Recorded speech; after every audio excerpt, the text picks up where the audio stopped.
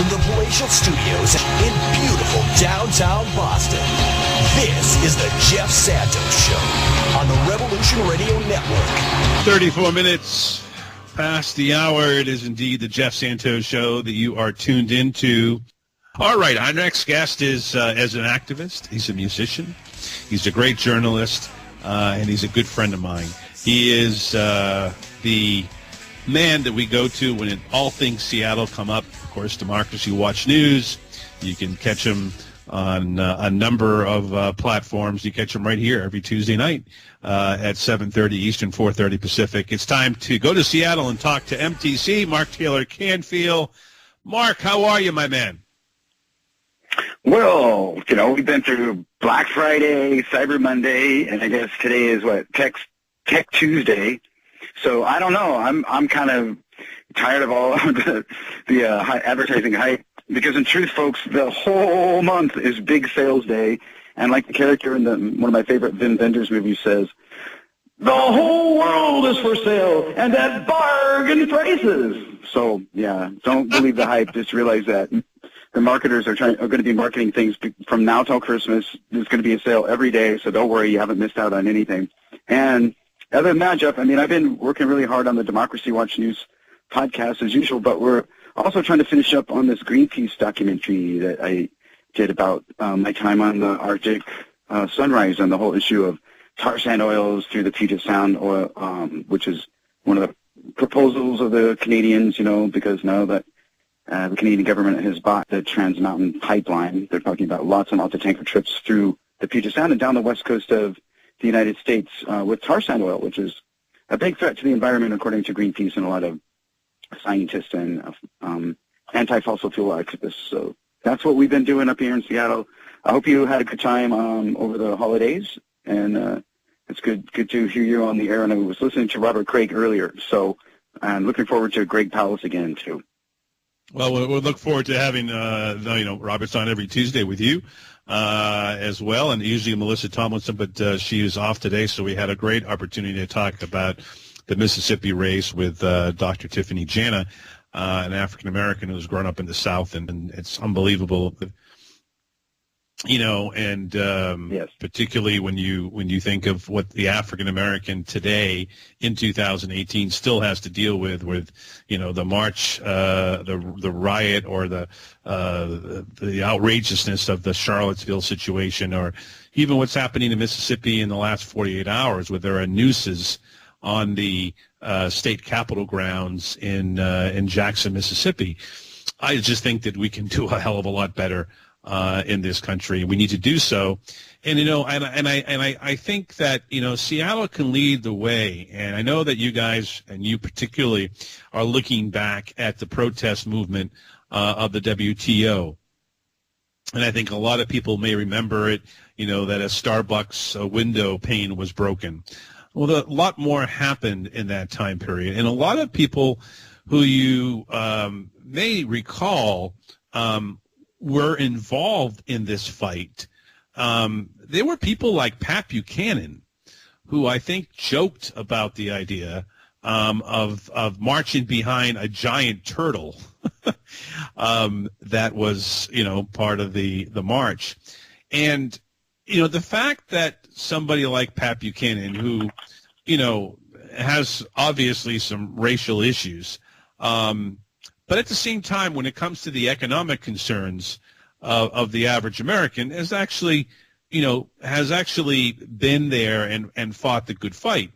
And the reason I bring it up is because the anniversary, of course, and I know it's something as you covered and we're tear gassed and so forth, that I think that, it's important to realize that protests make a major difference. And whether we're talking about with WTO or the march for Parkland and the young kids after the horrific school shootings, or whether we're talking about the Women's March, all of these things have a tremendous impact on our culture. And I want to get your thoughts, because you were there sort of in a lot of ways. Seattle is kind of, I think, and talked to a friend of mine the other day at one of the progressive conferences, it may very well be the most progressive city in America right now. A lot of people think San Francisco, a lot of people think Madison, but I would have to agree there. So tell me your thoughts about the protest movement and what you saw firsthand in WTO and how impact it's had on your life. Well, let me tell you, there's an iconic image and will never leave my memory, and that is steelworkers marching with girls from Greenpeace dressed as turtles. And that had never happened before. We'd never seen, the hardcore blue-collar worker out there on the street with the students and the kids and the religious leaders and, marching in the streets. So you can see some of that. Actually, I was an extra, Jeff, in the film Battle in Seattle with Woody Harrelson and Charlize Theron and Andre 3000 from Outkast is in there. So some really great people, Susan Cunningham, and I actually got to hang out with them when they were in Seattle. But they went out of their way to try to make a film that sort of captured what happened that day. Now, yes, it turned out to be their own version, their own Hollywood-style version of what happened, but they did try to involve some of the people that were there that day. And to put it in historical context, there was a huge protest in the streets of Seattle, and it lasted for about a week. It started on November 30th in 1999, and it lasted throughout the week, and it led to a whole year or two of mass activism in the Seattle area, where hundreds of protests took place after that, from everything from anti-Columbus Day protests to protests against damaging the environment and against oil, and all sorts of things happened along after that against police brutality. But it started sort of in Seattle, and what it was the World Trade Organization's Ministerial Conference. And Madeleine Albright was there, and President Clinton was scheduled to speak. But, hundreds of thousands of people showed up in the streets that week and shut it down. They shut the whole city down. And then there was this ever-increasing and ever-expanding, quote, no protest zone, unquote, which I believe to this day was completely unconstitutional. But it kept expanding throughout the city until, after a while, nobody knew where they could go to protest without being arrested by the police or tear gassed or pepper sprayed or shot with rubber bullets. They were using a lot of so-called non-lethal weapons in those days, and they weren't actually non-lethal. They were non-lethal most of the time, but if used incorrectly, could kill someone. They're projectile weapons, rubber bullets, things that are being fired at really high velocities, so very dangerous weapons. But anyway, they could potentially be lethal. And the background for me with all this was that, one, this was my first experience really in major activism in Seattle. And so I was very young and didn't really know what was going on, but figured it out very quick and wrote a letter to the Seattle Weekly saying, there's going to be a major confrontation here. And I called upon both sides to remain nonviolent and just, try to hope that cooler heads would prevail. Well, what happened is that people blocked the streets for the entire week. The labor unions got involved. Hoffa Jr. was here. I was there when they threw the steel in the Elliott Bay, trying to reenact the Tea Party with the Steel Party, complaining about, what was happening to the steel industry. And so I also wrote an article for the National Lawyers Guild report on the use of these so-called non-lethal weapons in Seattle, and that was part of their report on the militarization of U.S. police, which also became kind of a trend after Seattle. Seattle became sort of a model for police, law enforcement, crowd control at major demonstrations, and even at the Republican convention in New York City shortly after that, where the police chief said, we're not going to let New York burn like they did Seattle. Well, in Seattle, maybe a few dumpsters burned, but, there were no arson fires. But, they did sweep up people in New York the same way they did in Seattle, and there were millions of dollars in lawsuits that had to be paid out because of that, because they violated people's civil rights. So it also happened in Seattle. I was also a lead plaintiff in a class action lawsuit against the city of Seattle and the police department for the indiscriminate use of tear gas on Capitol Hill, which was described by much of the media at the time as a, quote, police riot up on Capitol Hill in that neighborhood of Seattle. Well, I had also some personal experiences, too, that showed me the power of that movement and really what people were up against and what they were trying to accomplish. Yeah, let me ask you, we're talking with Mark Taylor-Canfield, of course, here on the Jeff Santos Show. Mark, do you think that also opened your eyes personally, and you may have had this, deep inside when you were in college, but that it opened your eyes to sort of the mainstream media looking the other way? and not really telling the story that you were seeing with your own eyes and recorded, with your tape recorder or camera and so forth. Because to me, that I think opened the door to a lot of people looking at alternative media, because we didn't get the reports. That wasn't the first time. I mean, I remember thinking about what happened with NAFTA and all the trade deals that were happening in the 1990s under Bill Clinton, and you couldn't get anything more than a corporate, perspective of things. But I think that opened up the eyes of a lot of people. Talk to me about that, if you could. Well, the issue, and yes, it did have a lot to do with the media, and the issue started with this idea that there was an undemocratic process by a group of international financiers and high-level officials across the globe who had conspired to create this World Trade Organization and these so-called trade agreements, which were not fair or free trade agreements, which violated people's environmental laws and legislations, which tried to break up the power of labor unions, and on so many ways, if a country has a law that the WTO decides is against the treaty, they actually claim that your country does not have sovereignty on that issue, and they can actually try to fine you or penalize your country for that. Well, there were people out in the street complaining about, the sea turtles, which were going extinct, and all these things that were happening around the world that these major corporations and national governments weren't dealing with. And so that went on, and then the media wasn't covering it. I mean, one of my experiences is I was with a Brazilian cameraman. They needed to get film for their camera. I knew where a shop was downtown so we could get film, and on the way we got tear gassed. I mean, literally, tear gas canisters were flying from everywhere. We couldn't even tell where it came from because they were being fired indiscriminately. And so we got tear gassed on the way to get this person film. Well, there was the Independent Media Center, which was set up in Seattle, which later became a model for over 200 different websites across the planet, including in China at one point, where independent media was posted. And in Seattle, it was called the IMC, the Independent Media Center. And there was also another group called the Direct Action Network that used to work out of the same office.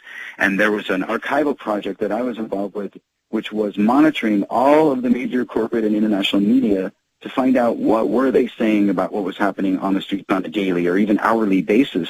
So we were monitoring all of the coverage from USA Today and, the New York Times and, the London newspapers and Chinese newspapers.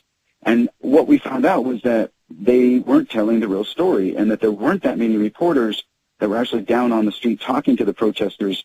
Of course, a lot of them had been tear gassed already or just didn't want to face that, and so didn't want to get, down on the streets the way that the activists and the independent news reporters were, which is still sort of the case, Jeff. Whenever there's sort of a, an intense confrontation and a protest between police and protesters, it's usually the independent media that stays around and takes the photos and does the interviews and gets pepper sprayed or arrested. So it was typical no doubt. That day.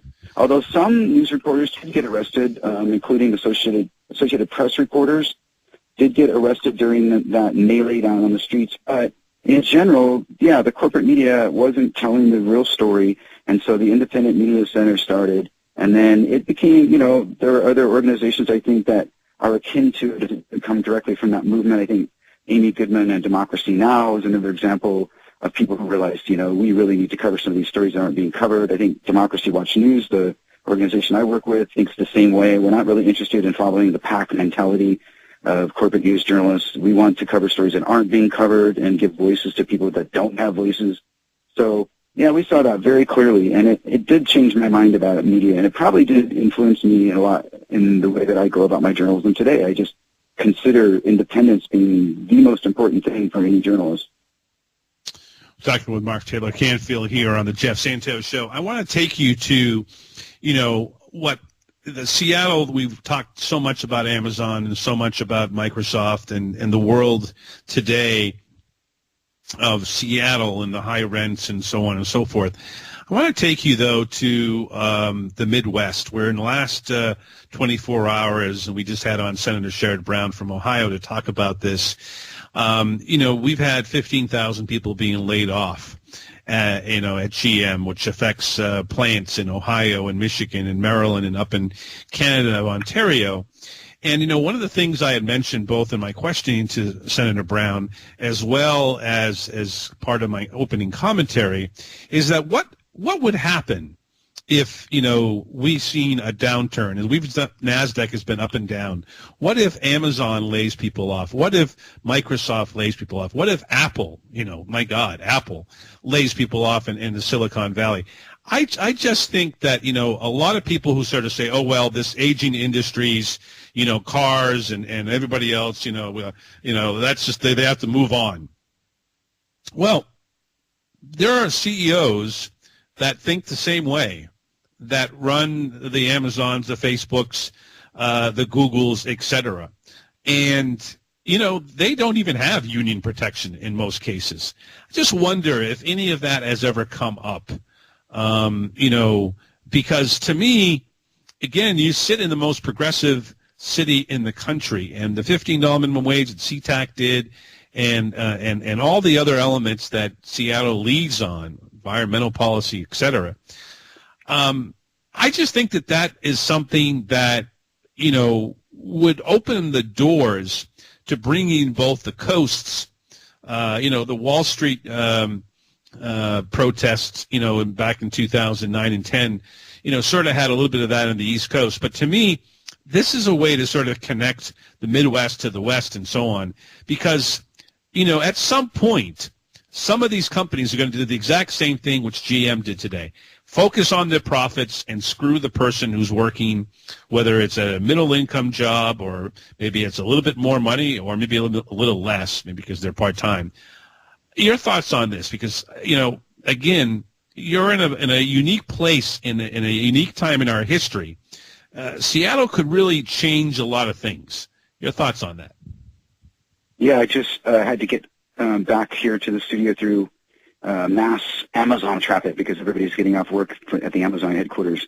So I know exactly what it's like. I can tell you this, that right after the WTO demonstrations, there was a coalition that was formed called the N30 Coalition.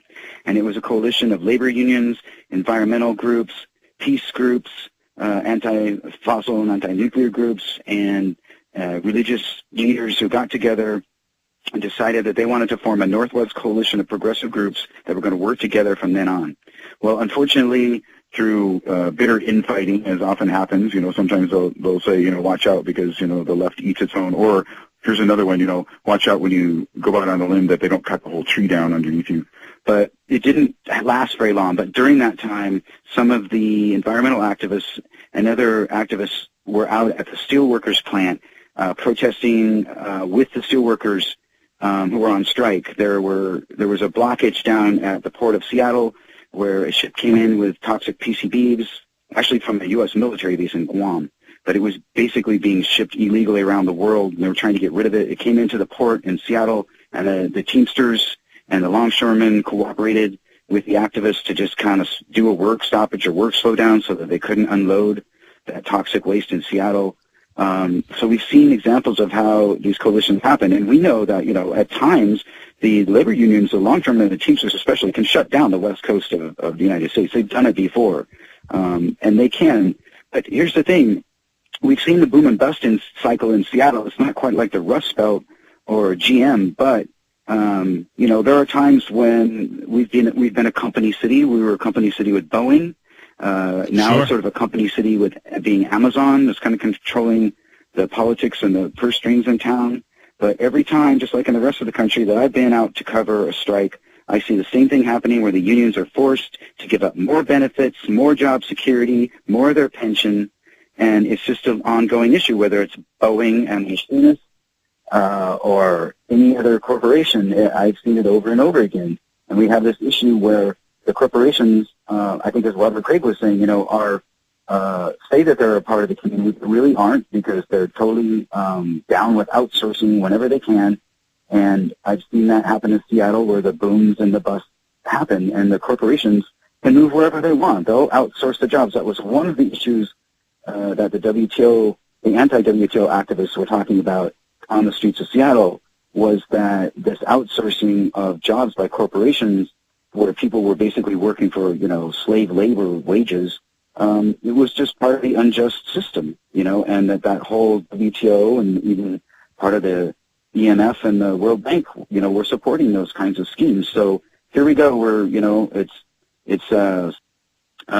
hey, what's up with the big corporations controlling everything?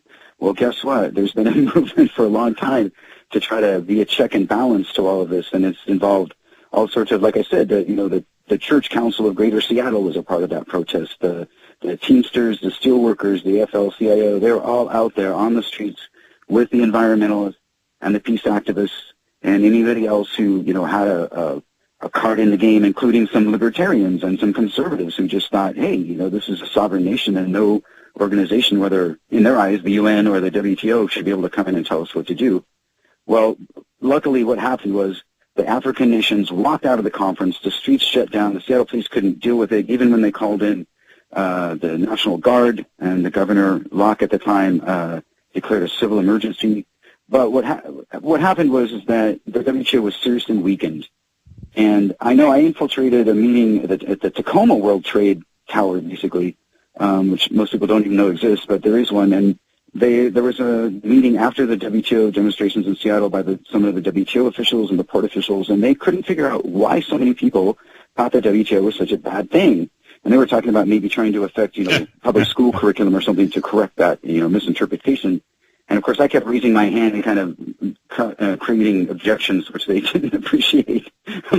But in the end, I think the WTO was seriously weakened, and that huge movement where you had, 75,000 people at one march and 100,000 at another, and people shutting down the entire city for a week, was just, an example of what happens when people say enough is enough, and they get very organized. And there were all sorts of organizing going on beyond political lines, in ways that, hadn't been seen before. There was this whole issue of consensus voting and how people could make decisions as a group, and all sorts of things were happening on the streets.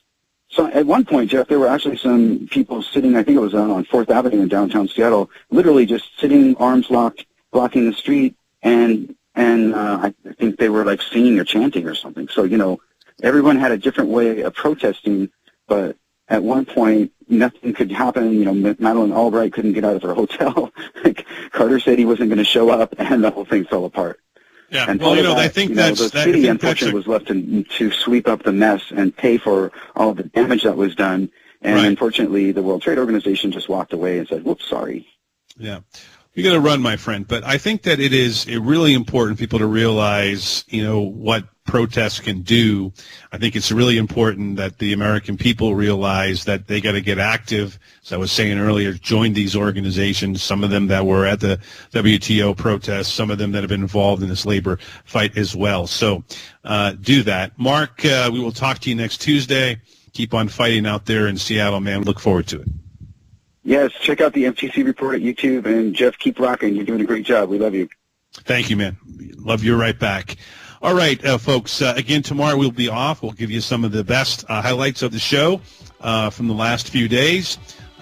We will be also, as I said, talking to both folks from the environmental community, corporate accountability, Jesse Bragg, as well as Russell Friedman on Sunday's show at 10 a.m. Eastern Time, 7 o'clock Pacific on Free Speech TV. I want to thank Jason for producing this broadcast, thank our great guests, Senator Sherrod Brown, Mark Taylor-Canfield, Dr. Jana, and, of course, Robert Craig for their time. Keep on fighting, folks. My name is Jeff Santos, and I gotta go.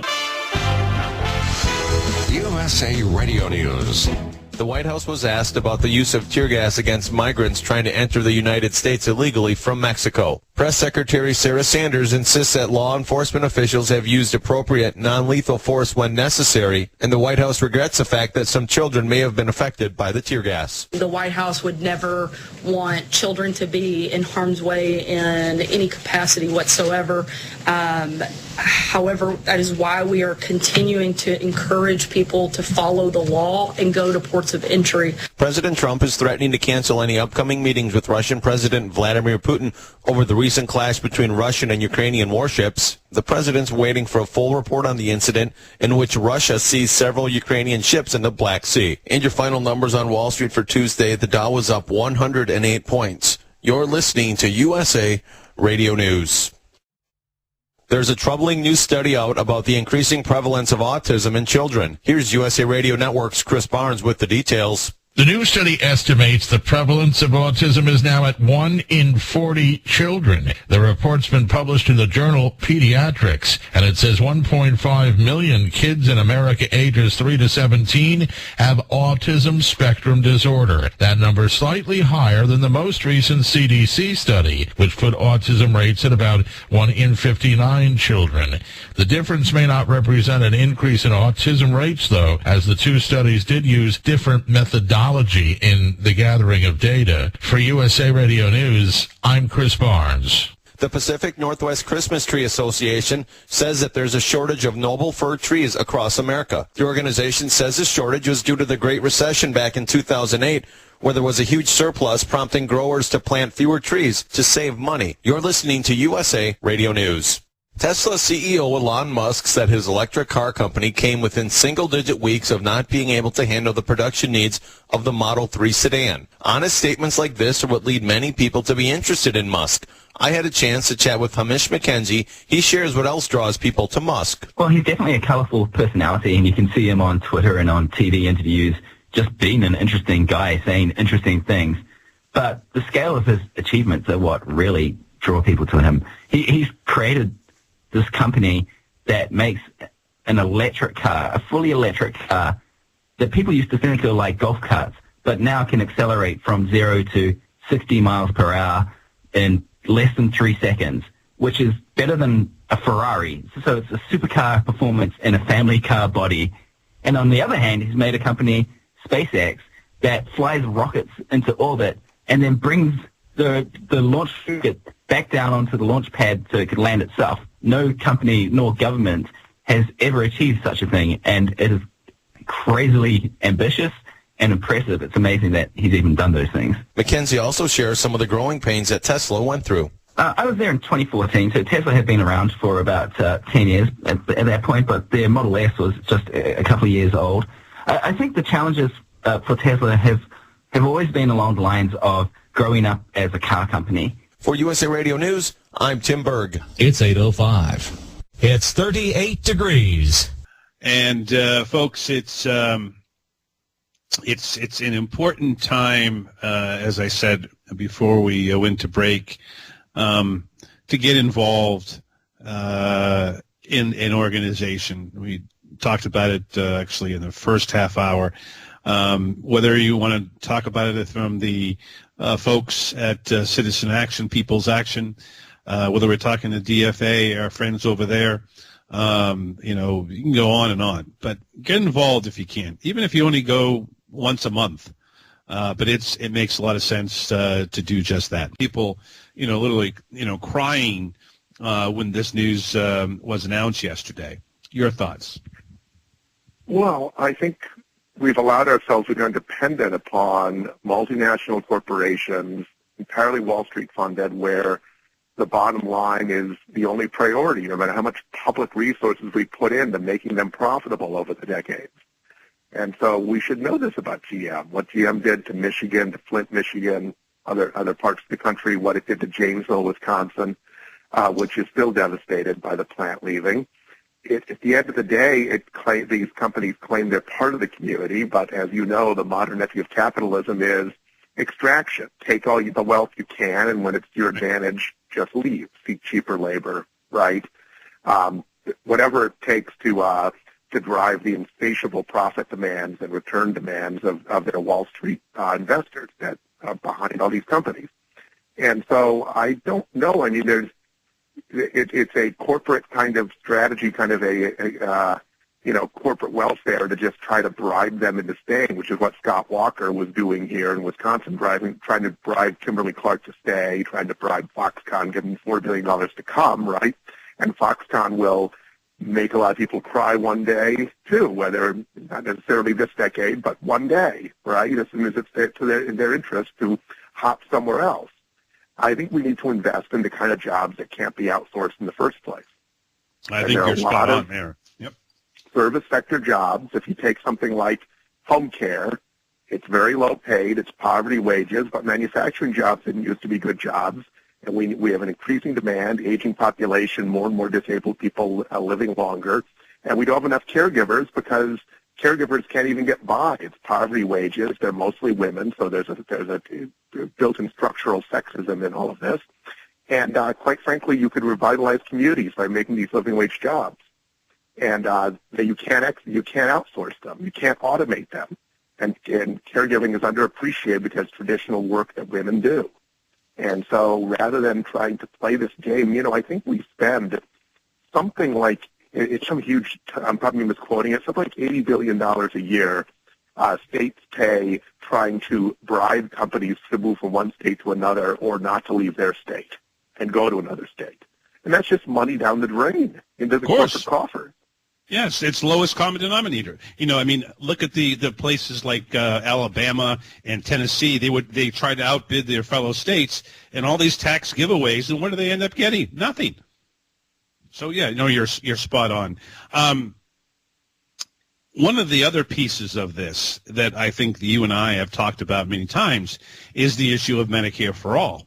And we've heard about this with the Canadian situation, even though GM decided to also pull some jobs from Ontario, Canada.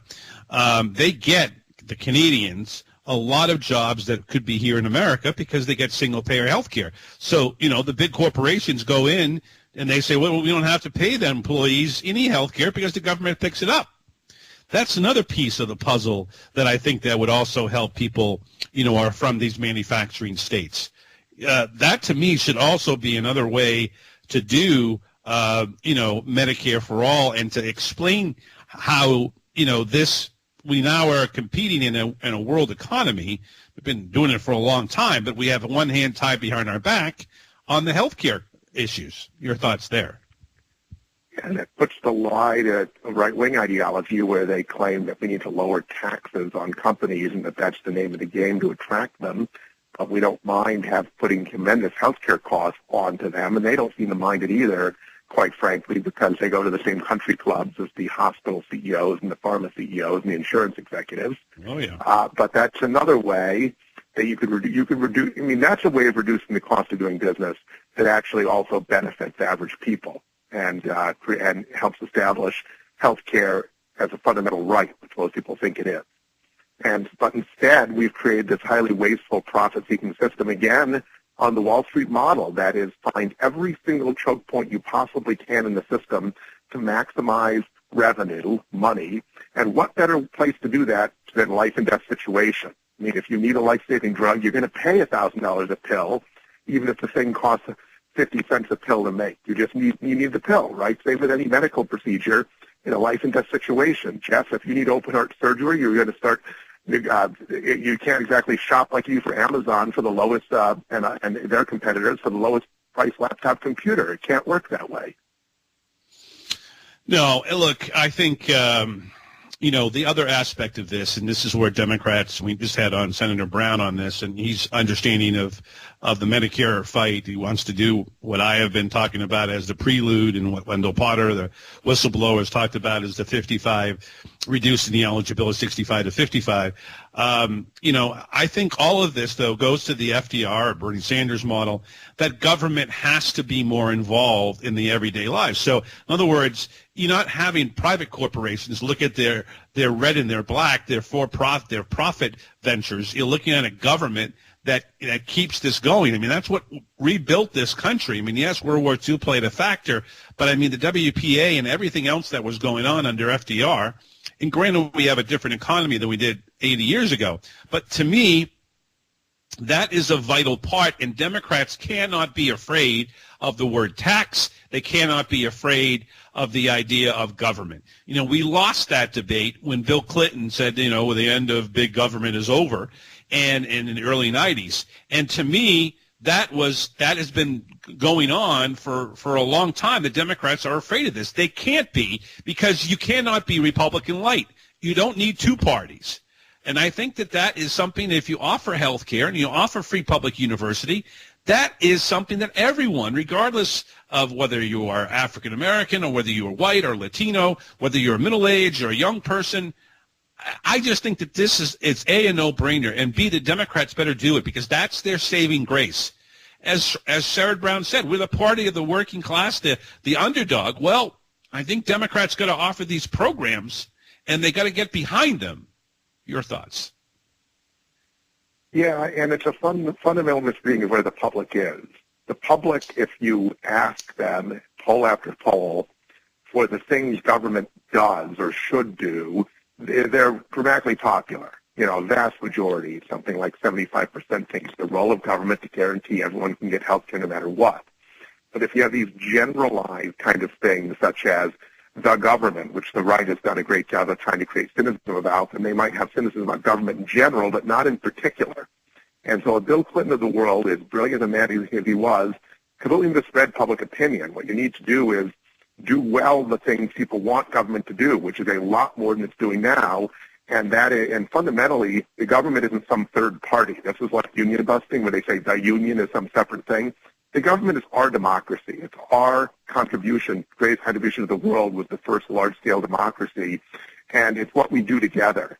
And the idea, an adolescent philosophy, incredibly toxic to say that the government is some third-party evil thing that's separate from us. It is us. What is we decide to do together as a nation and as a moral community.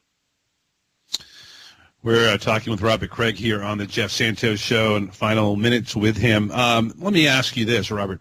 Do you sense that that we are at a point right now where coming out of, with all of this Mueller stuff and all the investigations and all that the Democrats, after the first of the year, should launch, the idea of not only the 65 to 55 on Medicare, start talking about, free public university. Maybe you start with community colleges and every other, stepping stone, that you can figure out.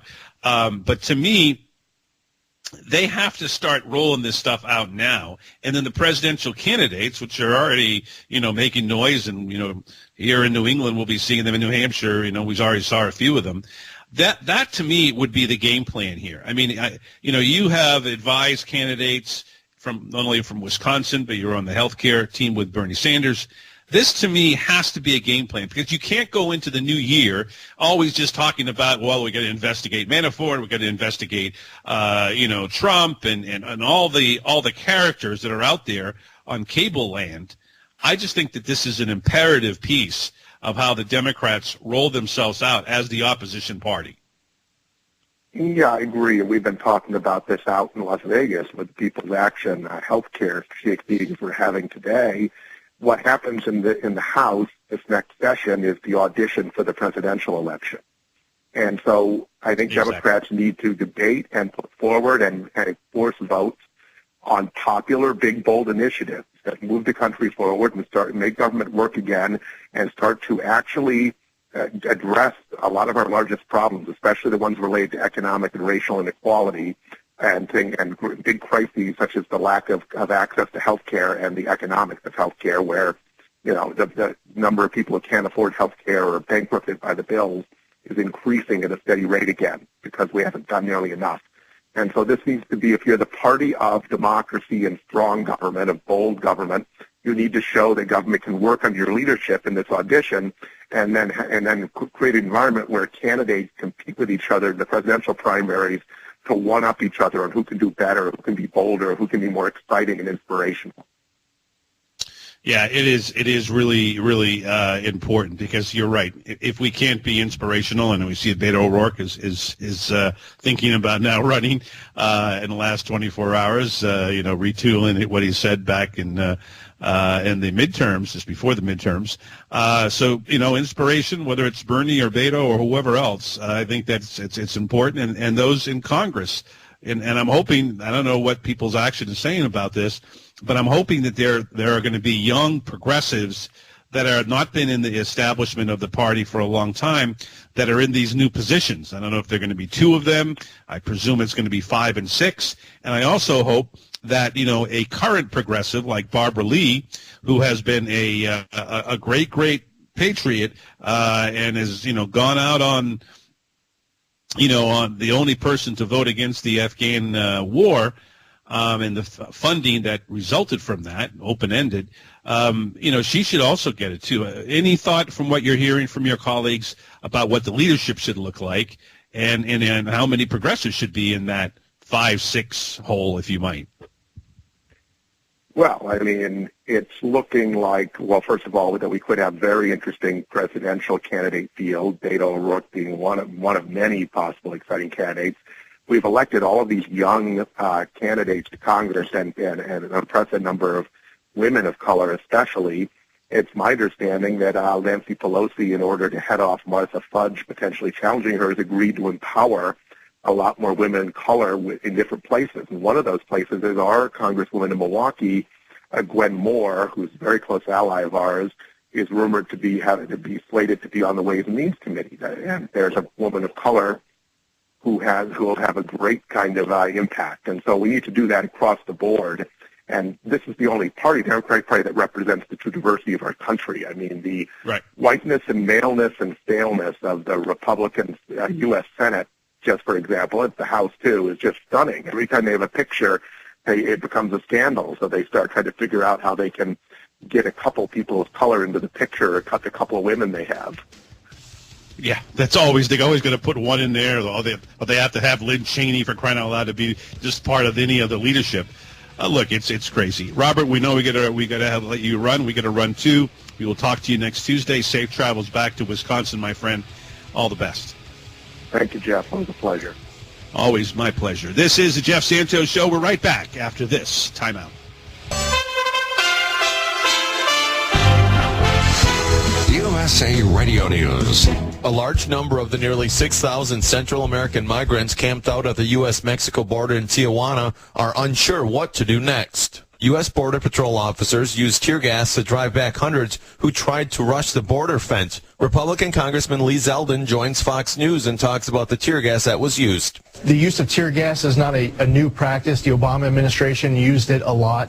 And to President Trump's point, he's absolutely correct that you as a parent should be more responsible in not bringing your child into that setting where tear gas has been used in the past and was possibly going to be used again. A spokesman for the Walter Reed Medical Center in Bethesda, Maryland, says there was not an active shooter today. There was, however, a drill. People who did not know about the drill called for help and posted on social media that there was an active shooter forcing a lockdown.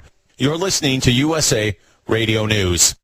An official message from Medicare. Open enrollment ends soon. So now's the time to be open-minded. Look at everything, like prescription drug plans and Medicare Advantage plans from private insurers. Why?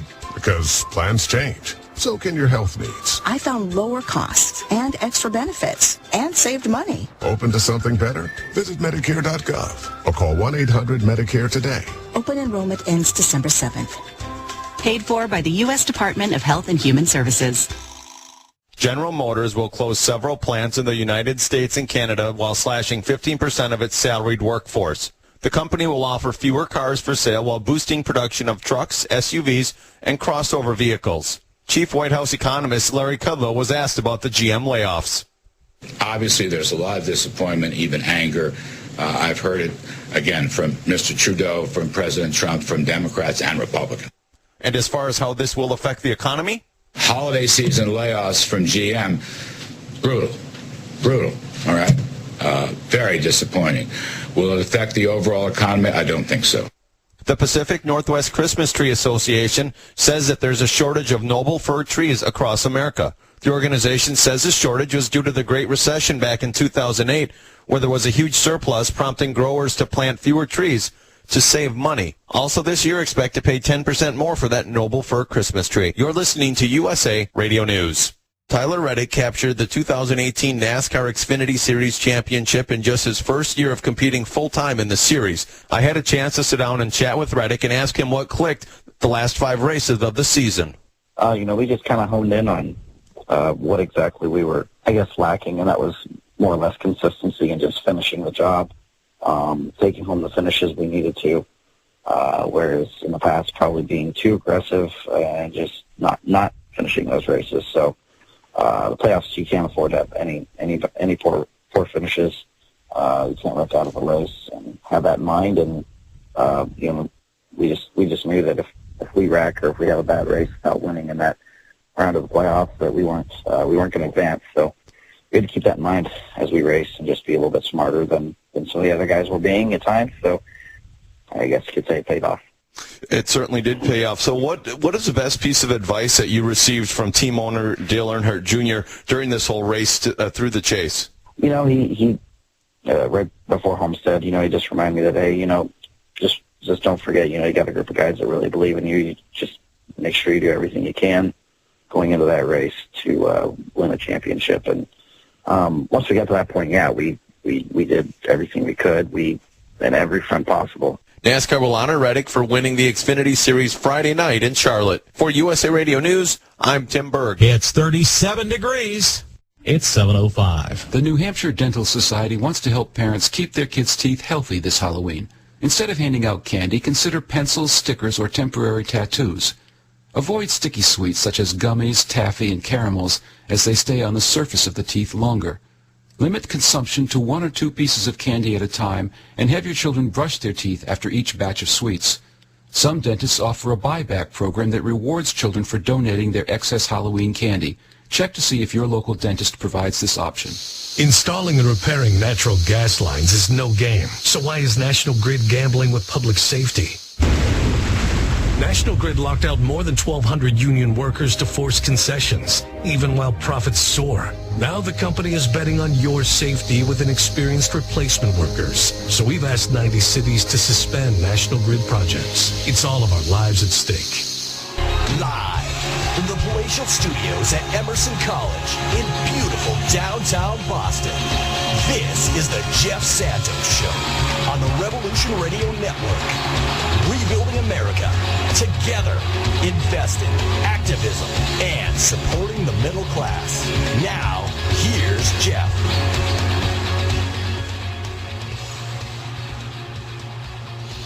Welcome back. It is indeed the Jeff Santos Show that you're tuned into. We're here every Monday through Friday from 6 p.m. Eastern Time to 8 o'clock Eastern. And, of course, you can always listen to us live on Revolution Radio Network. Or if you're in the Boston, New Hampshire area, you can check us out on AM 1590, our mothership here in Nashua, New Hampshire.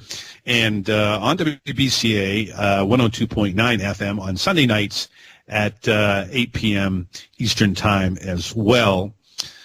Folks, we'll be talking to Mark Taylor-Canfield at the bottom of the hour as usual, and we'll get into a lot of different things with Mark. But we're going to focus this next half hour on really where America is changing.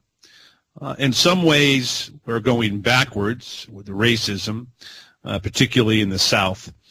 But I can tell you that it is extremely, for somebody who saw Jesse Jackson go down in 1988 and wasn't sure if there's going to be an African-American candidate, serious candidate, we could ever run again, and then Barack Obama won, to see how close Ms. Abrams came, see how close Andrew Gillum came, and now with this Mississippi race, what is happening here? Of course, winning in Alabama as a Democrat, even though he was a white man, also stunning. Here to talk about all this is Tiffany Janis. She is a diversity expert.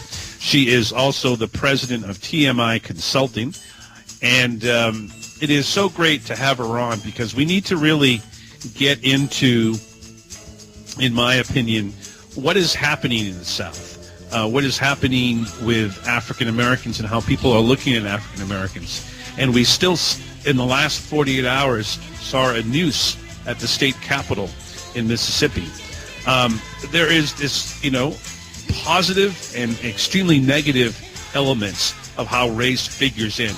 And it's also institutional. It's great to have with us Tiffany Janis, again, President and CEO of this TMI Consulting. Tiffany, thank you so much, Doctor, for being with us. How are you? I'm doing well. Thank you so much for having me. A real pleasure. Well, obviously tonight, polls I think have closed in Mississippi, if not 8 o'clock. I think a lot of people are looking at the fact that the Republican candidate, Hyde Smith, has made racial comment after racist comment, dressing up in Confederacy garb. It's and I think she's a pretty mediocre, and I'm being gentle here, candidate. But there's still this history of Mississippi politics, and from your spot in the South and the home of the Confederacy in Richmond, Virginia, how do you look at what will happen tonight, and what it means going forward? So, politics itself is not my area of expertise. I'm really looking at the cultural aspect, and sure. Certainly what's happening in the South is, we are seeing a groundswell of a couple of energies. One, we have, this African-American population that is really sort of standing up and trying to be represented and trying to be heard. And we're now facing a situation where the energies of racism and disenfranchisement that once were kind of considered to be anti-PC and a little bit more underground are just bubbling up, and we're having to face them as a nation right front and center in a way that, we have not been accustomed to doing in a very long time. But the truth of the matter is, for minority populations, including African Americans and other folks who have been sort of historically marginalized, the sentiments that we're seeing expressed and the energies that are manifesting are really not new. And for those of us who are members of these communities, we're not terribly surprised that these things are coming to the surface. It's just alarming how acceptable it's becoming and how much more frequently we're seeing these things bubble out into common discourse. Talking with Dr. Tiffany Jana, a diversity expert here on the Jeff Santos Show. Let me ask you, when you think about younger people, whether they are people of color, whether they are Caucasian, it seems, and maybe we have overstated this in some of the media, that color doesn't affect. I see more and more mixed couples than I ever seen, and I'm a middle-aged guy. Are we seeing race, at the very least, maybe amongst college-educated people, say, under the age of 35, that it doesn't make a difference? And is that potentially cross over to a lot of independents in Mississippi tonight that may say, look, we can't continue to have these clownish candidates, and some, it's more than clownish, it's hateful, being elected. And I may have never voted for a Democrat, but I'm going to do that because I sense that, that racism to me is something that I don't want to see in the future. I've read about it. I've heard about it. My parents have told me about it. Is this something that we're seeing? Because Abrams came very close. In fact, Sherrod Brown was on my show earlier, the senator from Ohio, said the race was stolen because of voter suppression. Andrew Gillum, very close as well. So I just think that there's something going on here, and I wonder if you can pinpoint it, to the millennial. Yeah, the millennial energy, they are, it's not that race doesn't matter. I think it actually does matter. What you have is a generation of Americans that are exposed to more diversity at earlier stages in their lives and sort of throughout their lives in a way that the rest of us weren't really. And so while, one of the remarkable things about our nation is that we have among the most progressive and inclusive laws around diversity and inclusion and race and ethnicity and all of these identities in the world. We have some of the best laws in the world, but our ability to actually socially integrate and actualize on that at a community and an interpersonal level remains abysmal. So we're still, technically speaking, we are more segregated now than we were in the height of legalized segregation, and that's across the country. That's not just a southern thing. There are entirely too many communities where, we can live in our neighborhoods where we're surrounded by people who are, who look like us or who share the same socioeconomic class. We get in our cars, we can go to our workplaces, and then, we talk about Sunday morning. If you are inclined to go to worship service, we're often surrounded by people who, who look a lot like us. And this is something that is just epidemic across the United States. It is a fact. But the millennial generation they have more exposure to different kinds of people, and they are certainly, as a generation, more open-minded. So it's not that race doesn't matter; it's that they've been exposed to more. And proximity is precisely what breaks down the biases that divide us. The things that we do to alienate and otherize people who are different from us, those things don't stand. They don't hold water once you've had the opportunity to interact with people and have authentic relationships with them across those differences. So that's where the millennials are winning, is that they're seeing people and they see race, they see color, but they're also making authentic human connections and allowing themselves the latitude to do so. We're speaking with Dr. Tiffany Janet. She's a diversity expert as well as the president and CEO of TMI Consulting here on the Jeff Santos Show. So I look back, and the millennials are obviously, I think, the most diverse generation. But I also think, as a middle-aged guy, but I was under 45 at the time when I voted for President Obama. And is it one of these scenarios, and culturally speaking, I remember the great New York Times movie critic who's been on the show in the past, A.O. Scott, talking about the fact that Denzel Washington and Will Smith were critical to getting Barack Obama accepted by white audiences, because they had seen him in the films. I don't know if you look at that cultural element, but is it it's sort of so much now that it's uncool to be racist, to be homophobic. Mm-hmm. And is that part of it? And maybe this is where, there's a lot of criticism of a lot of stuff that comes out of Hollywood that you want to just, throw your hands up at. But yeah. but there has been some fantastic films. I mean, one director, Spike Lee, in himself has opened the doors to so many things, from Do the Right Thing to Malcolm X and everything else. But I'm just wondering how you look at that perspective, because I think it really has opened the eyes. I remember teaching a class a couple of years ago, and and the young people, mainly these are white kids, probably of privilege, private university, that said, the first African American, the first woman, the time Hillary Clinton was running, we will get that. We've seen the firsts. We've seen them in Hollywood. We've seen them in sports. We've seen them in all these other areas. Talk to me about that if you can.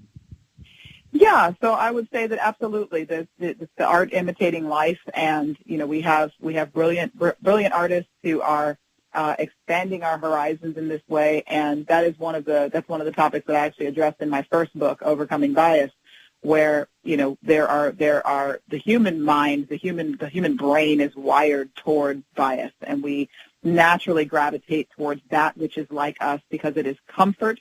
And it is safety. It is just a human animal instinct. We gravitate towards the things that feel familiar because those things are safe.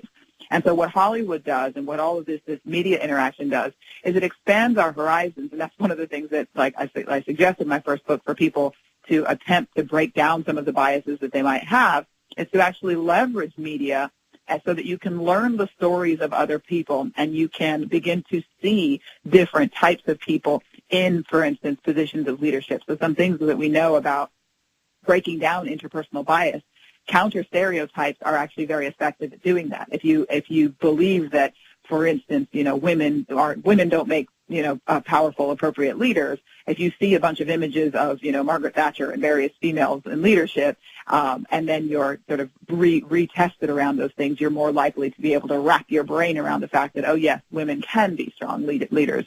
And so when we have Hollywood embracing diversity and showing us a reality, however simulated, it does actually open our minds to the possibility that we could have more diverse leadership and a more sort of diverse society. Our biggest barrier to accepting inclusion and to, sort of thinking the best possible ideal or outcome for everybody of every potential race is that we often don't have examples. And those limitations are not only for people looking at each other across differences, those limitations happen within groups. Like one of the challenges for instance, for young African American children creating their own personal aspirations. If they don't see, female doctors, African American doctors in TV shows, or they don't have a doctor who happens to be a black person, if you don't see that living example, it's hard for you to picture yourself as leading in that way or having a thriving professional career. So what we see in the world and what we see reflected in media, what we read in books and stories, who are the main characters, those things really do matter because it affects our personal programming. We're speaking with Tiffany Jana, again, the president and CEO of TMI TMI Consulting here on the Jeff Santos Show. One of the things, I just saw the movie The Hate You Give a few weeks back, and one of the interesting elements of this is that the main character, African-American woman, light skin, is in a white environment. She's like one of 3 African-Americans, I think, in the entire school. And her friends, her white friends, she has friends from her neighborhood. And, the white kids, think of her as, well, she's okay, because she's sort of at our school and she's, one of us.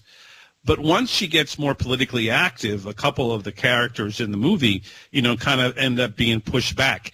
How much is it that, and maybe this is the case that we are seeing in a place like Mississippi or even Florida, where, you can only go so far where some white people, even if they're educated, say, oh, no, that's too far.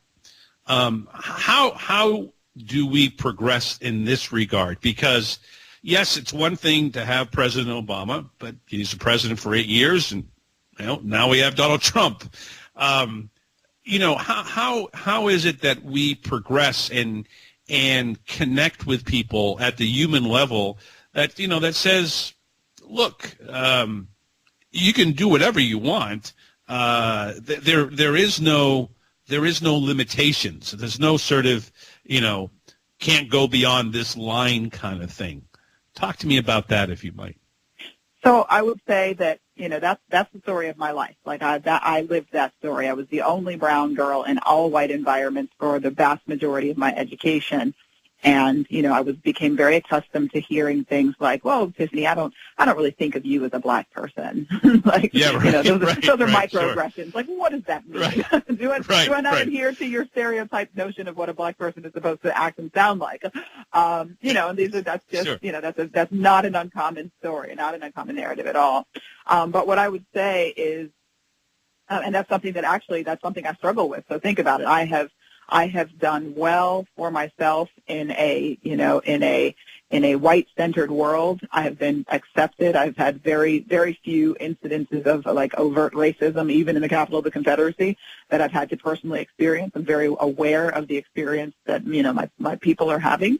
And so for me to, run a diversity and inclusion consulting firm and, kind of use my platform and speak loudly about experiences that, that by and large I can kind of avoid if I really, really wanted to. And, there are people who I always stand to alienate by pushing this, this agenda of inclusion. But I feel like personally it is certainly my responsibility to do so because I'm not blind to the experiences that people are having. But this is where human connection is so important. So those of us who are ambassadors of difference, or people who otherwise don't have exposure to all different kinds of people, it is important that we use our voices and that we leverage our experiences and that we help people see that the story of a people is not a single story. And the stereotype notions that are being perpetuated in the media and the false ideas that people have about any given people, those are very limited narratives. And the way to expand the narrative so that we can really embrace and understand and accept and value people is to build those relationships and allow yourself to be fully present with people who are different from you, and create space for them to become part of your inner circle. We've become very insular. We live in our little bubbles, and we really don't mix very well across demographics, and that's something, if we want to make the world a more inclusive place and allow people to move beyond these very small boxes that we, inadvertently that we just put them into, that's about human connection and allowing yourself to show up in places where maybe you're the minority, to be a little bit uncomfortable and be comfortable with getting uncomfortable, ask questions and listen. I wanted to ask you this because I think geographically it happened so close. What happened in Charlottesville, last year, obviously it was stunning to a lot of people. And of course, it not only had hatred towards African Americans, but it toward Jewish Americans and so forth. Is that, in your mind,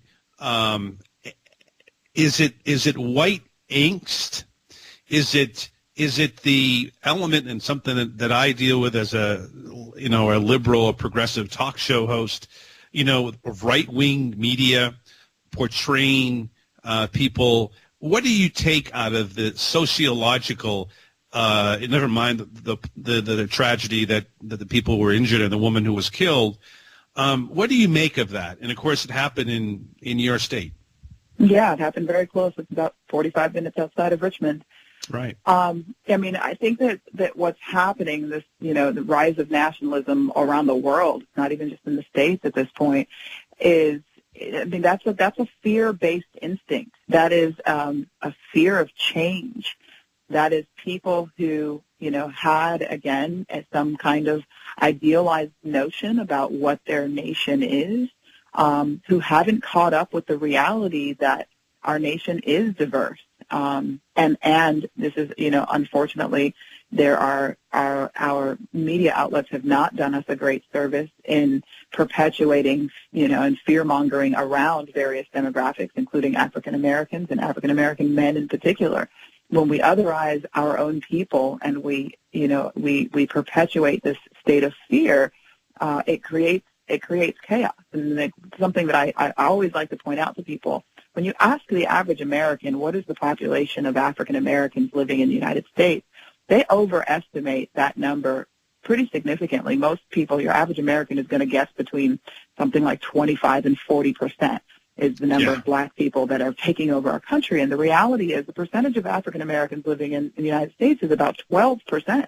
That's right. So we're not talking about this, in this really large critical mass that's suddenly taking over. The systematic sort of killing of black people, during and after slavery was very, very successful. Like, we're not overrunning the country now. Our Hispanic and Latinx population is 14%, and when you combine all of the minorities together, you have a substantial number. But we have created a persona, a false narrative around black people being scary. And we have, I was raised, I make the joke that I was raised like a middle-class white girl. My parents told me that I live in America, I'm an American, this is the American dream, we're going to give you the best education that money can buy, and there's nothing that you can't accomplish. And I bought that hook, line, and sinker. And even in the picture of America that was painted for me was that American dream, and I can understand how people, sort of got caught up in a notion. But the reality is that even the America that people are, dreaming of and nostalgic for, people kind of hearken to the 50s, was never really truly inclusive. We've always had this sense of otherizing and this, abusive hatred of people. So, I think that it's rooted in fear, misguided ignorance, people who don't have relationships with actual human beings, but they're allowing the notion of caricatures to drive their insane fear, and it's tragic.